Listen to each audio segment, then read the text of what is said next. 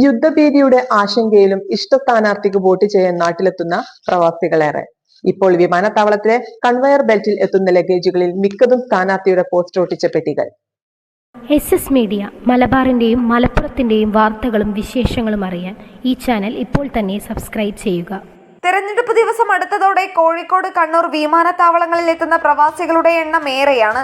ഗൾഫിൽ യുദ്ധം തീർത്ത പ്രതിസന്ധികളുടെ ആശങ്കകൾ ഏറെയുണ്ടെങ്കിലും തങ്ങളുടെ പാർട്ടിക്കും സ്ഥാനാർത്ഥിക്കും വേണ്ടി വോട്ട് ചെയ്യാൻ പ്രവാസികൾ ഓടിയെത്തുന്നു.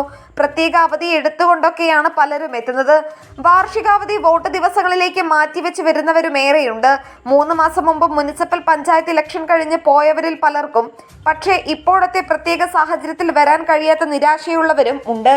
വിമാന സർവീസുകൾ ഏറെ കുറവാണ്. ഉള്ളതിനൊക്കെ തന്നെ വലിയ ടിക്കറ്റ് നിരക്കുമാണ്. മലപ്പുറം, കോഴിക്കോട്, കണ്ണൂർ ജില്ലക്കാരായ പ്രവാസികളാണ് കൂടുതൽ എത്തുന്നത്. കഴിഞ്ഞ വർഷങ്ങളിൽ എന്ന പോലെ ചാർട്ടേഡ് വിമാനങ്ങളൊന്നും ഇത്തവണയില്ല. ഗൾഫിലെ പുതിയ സാഹചര്യങ്ങൾ അത്ര പന്തിയല്ലാത്തത് കൊണ്ടാവാം ഇതെന്നും പ്രാദേശിക തിരഞ്ഞെടുപ്പിന്റെ അത്ര ആവേശം പ്രവാസി വോട്ടർമാർക്ക് ഈ തിരഞ്ഞെടുപ്പിൽ കാണില്ലെന്നും പ്രമുഖ പ്രവാസി സംഘടന നേതാവ് പറഞ്ഞു. ജില്ലയിൽ 41,962 പ്രവാസി വോട്ടർമാരാണുള്ളത്. 9,405 വോട്ടർമാരുള്ള തിരൂരിലാണ് ഏറ്റവും കൂടുതൽ പ്രവാസി വോട്ടർമാർ.